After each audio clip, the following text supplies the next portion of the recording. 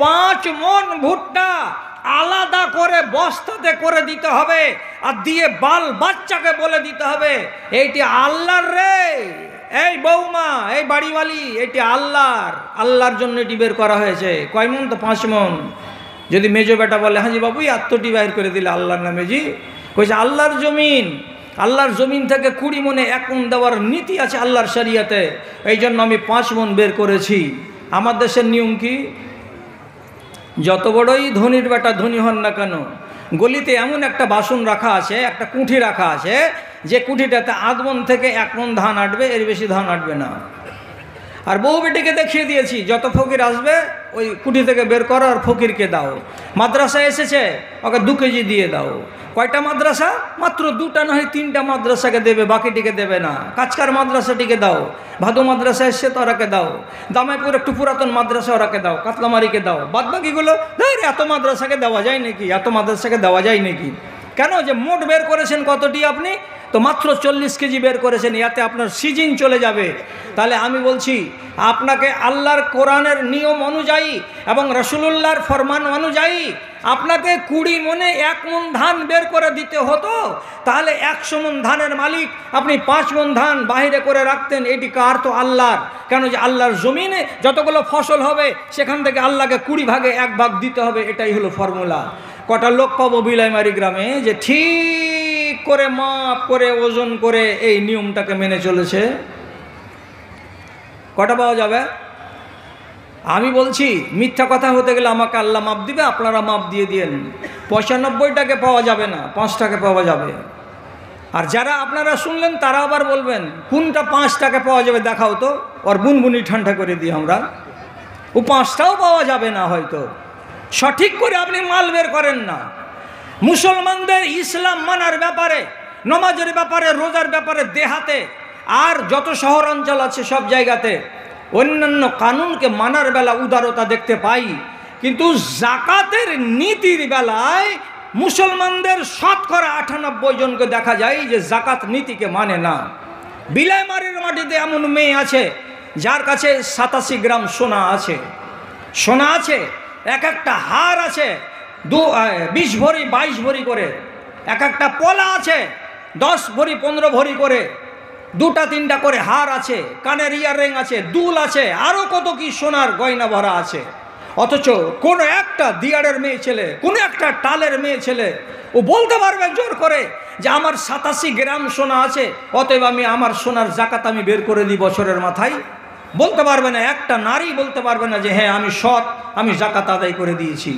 আল্লাহর কসম, রাসূলুল্লাহর যুগে একটা মেয়ে ছেলে এরকম মোটা মোটা সোনার 2টো পলা হাতে করে দিয়ে খাড়ে হয়ে আছে।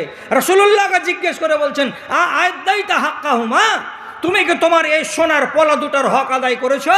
মেয়েটি বলছে জি না, আমি জাকাত বের করিনি। রাসূলুল্লাহ ওয়া মিন সাইয়্যাতি আমালিনা মান ইয়াহদিহিল্লাহু ফালা মুযিল্লা লাহু ওয়া মান ইউযলিলহু ফালা হাদিয়া লাহু ওয়া আশহাদু আল্লা ইলাহা ইল্লাল্লাহু ওয়াহদাহু লা শারীকা লাহু ওয়া আশহাদু আন্না মুহাম্মাদান আবদুহু ওয়া রাসূলুহু। আম্মা বা'দ, ফাউযু বিল্লাহি মিনাশ শাইতানির রাজীম। বিসমিল্লাহির রহমানির রহিম। ولا تجد قوما يؤمنون بالله واليوم الآخر يودون من حاد الله ورسوله ولو كانوا آباءهم أو أبناءهم أو إخوانهم أو عشيرتهم أولئك كتب في قلوبهم الإيمان وأيده بروح منه. وقال الله تبارك وتعالى وإذا ذكروا لا يذكرون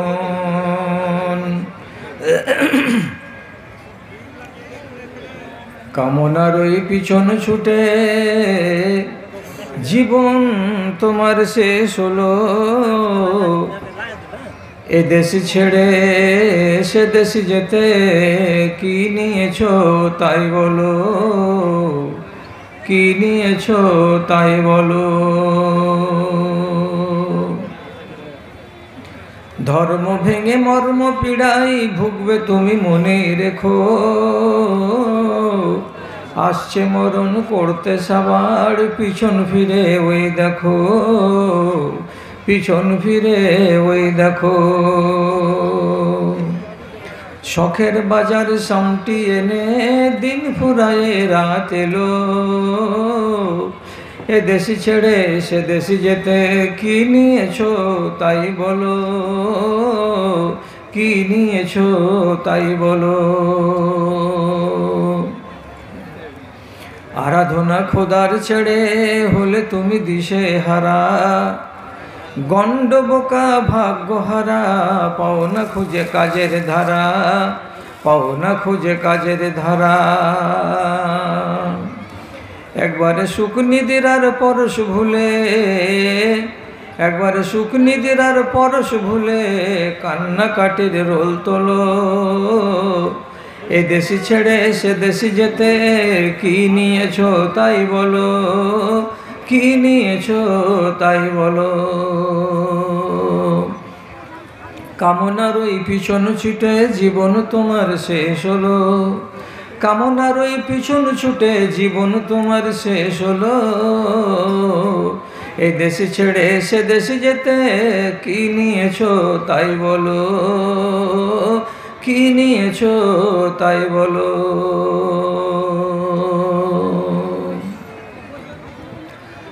শ্রদ্ধেয় সভাপতি সাহেব, সমবেত এই এলাকার বিভিন্ন গ্রাম থেকে, বিভিন্ন টোলা থেকে মাদ্রাসার এক রাশ ভালোবাসাকে বুকে নিয়ে ও ইমানি জজবাকে সাথে নিয়ে উপস্থিত আমার সকল শ্রেণীর ছোট ও বড়, ধনী ও গরিব ভাই ও বন্ধুগণ, সেই সাথে মজলিসের আর এক পার্শ্বে স্ক্রিনের সামনে বসে থাকা আমার আদরের মাতা ও ভগ্নীগণ, আল্লাহ তাআলার অশেষ শুকরিয়া। কিছুদিনের ব্যবধান ঘুচিয়ে পুনর্বার আপনাদের এইখানে আসার সুযোগ মিলেছে। কিছু কথা আপনাদের সামনে রাখতে যাচ্ছি। যদি কোনো কথাই আপনার সংশয় হয়,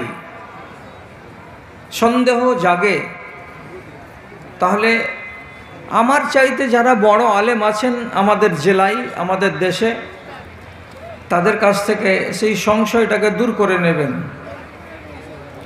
আর যদি সংশয় না হয়, আমার প্রতি আপনার আস্থা ভরসা থাকে, তাহলে আলহামদুলিল্লাহ। কেন যে আপনাকে আমি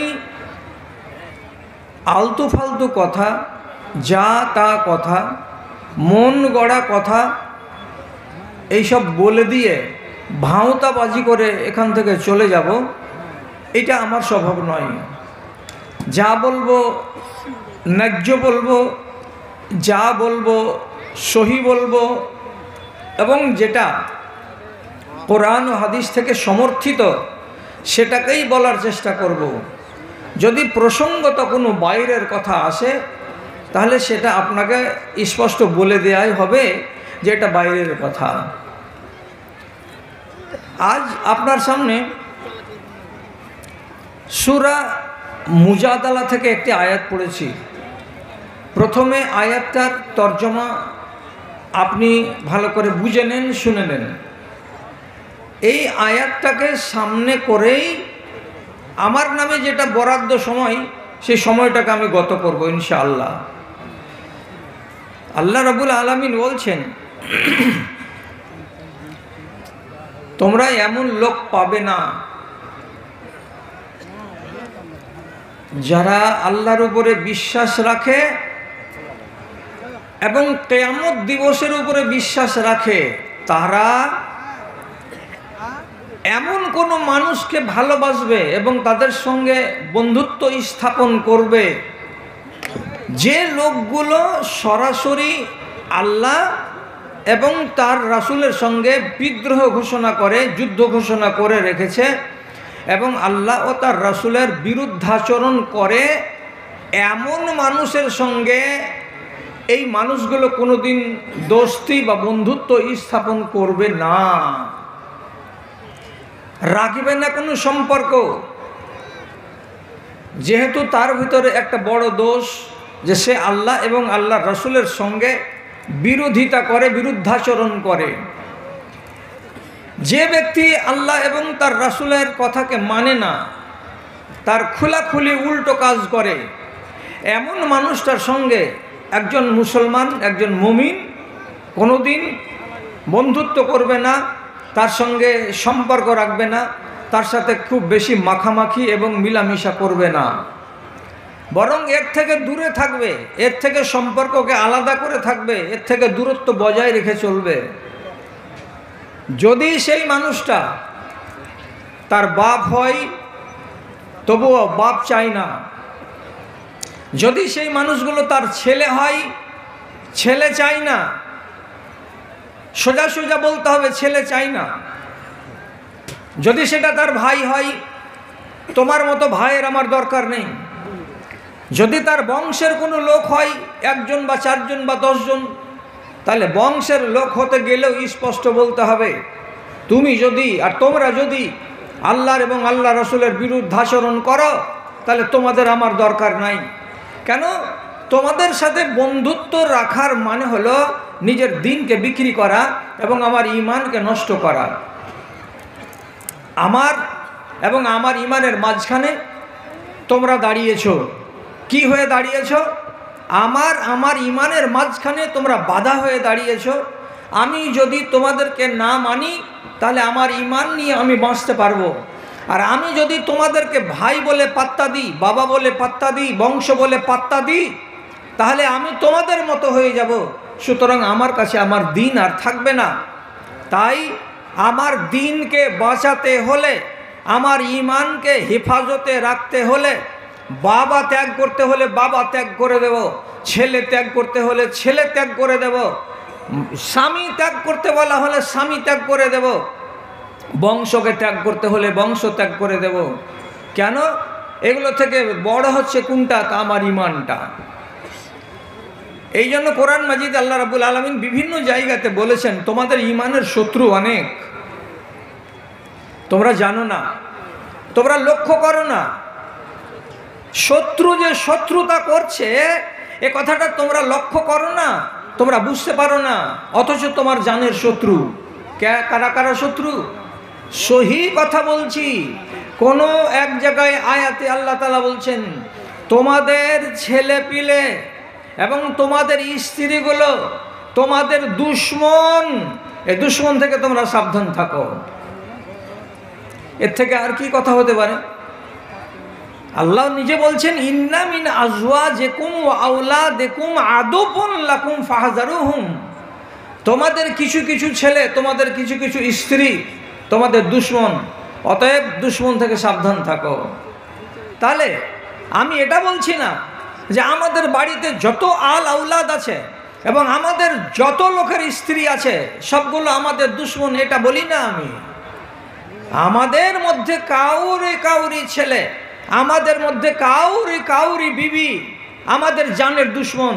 জানের দুশমন মানে গলা কেটে দেবে এই দুশমনটা নয়, আমার ঈমানের দুশমন, আমার ইসলামের দুশমন।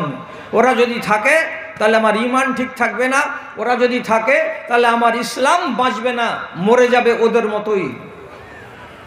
এখানে একবার আল্লাহ একগুলো দুশমন করলেন, আবার অন্য জায়গাতে আল্লাহ তাআলা বলছেন ইন্নামা আমওয়ালুকুম আওলাদুকুম ফিতনা।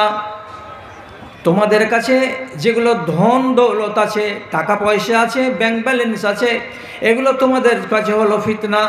তোমাদের কাছে আওলাদ যেগুলো আছে, ছেলে হোক কিংবা মেয়ে হোক, এগুলো হলো তোমাদের কাছে ফিতনা। তাহলে এই আয়াতে আর একটা ফিতনা বেড়ে গেল, আর একটা শত্রু বেড়ে গেল। সে শত্রুটার নাম কি? এটা হলো মাল, এটা হলো ধন। ধন দৌলত হলো আপনার ইমানের শত্রু। এ কথাটা মাথায় রাখবেন। তাড়াহুড়ো করিয়েন না, শান্তভাবে দু চারটা কথা আগে শুনবেন, তারপরে বুঝতে পারবেন। কোরআন মাজিদে রব্বুল আলামিন কয়েক জায়গাতে বলেছেন, ইন্না শায়তান লিল ইনসানি আদুব্বুম মুবিন। শয়তান তোমাদের হলো জাত শত্রু। শয়তানের হাত থেকে তোমরা নিজেকে বাঁচাও। তোমরা খবরদার খবরদার শয়তানের চক্রান্তে পা দিও না এবং শয়তানের অনুকরণে যেও না। কেন যে শত্রু এটা তোমাদের কল্যাণ করবে না, চেষ্টা করবে তোমাদের অমঙ্গল করার। তাহলে এটা কয়েকটা শত্রু বললেন আল্লাহ তাআলা। তাহলে আমাদের ইমানের শত্রু কতটি আছে একবার সংক্ষেপে হাতে গুনে দেখি তো, আঙুলে গুনে দেখি তো যে শত্রুর সংখ্যাটা কি কি। তো প্রথম নম্বর সবচাইতে সাংঘাতিক শত্রু, তার নাম হলো ইবলিস শয়তান। 2 নম্বরে শত্রু আমাদের হলো আমাদের বিবি। 3 নম্বর শত্রু আমাদের হলো আমাদের আওলাদ। 4 নম্বরে শত্রু হলো আমরা বাস করছি যেই জায়গাতে, আর যাকে নিয়ে সেটা হচ্ছে আমাদের ধন ও দৌলত। 5 নম্বরে শত্রু কার্যক্ষেত্রে হয়ে যায় আপনার বাপ, ক্ষেত্র বিশেষে কখনো কখনো হয়ে যায় মা বাবা। তাহলে এগুলো জায়গা বিশেষে শত্রু, আর ইবলিস শয়তান সব জায়গায় সর্বত্র শত্রু। এই জন্য ইবলিসকে বলা হয় বড় শত্রু, আর এরা হলো ওর তুলনায় ছোট শত্রু। আপনার অমঙ্গল করার জন্য ইবলিস সব সময় লেগে আছে। কি করে ক্ষতি করব, কি করে এর নষ্ট করব, কি করে এর ইমানকে বরবাদ করব, তার জন্য যেখানে সেখানে সে লেগে আছে। আল্লাহর কাছে ক্ষমা চেয়েছিল, আল্লাহর কাছে পাওয়ার চেয়েছিল। কে? তো ইবলিস শয়তান। কেন?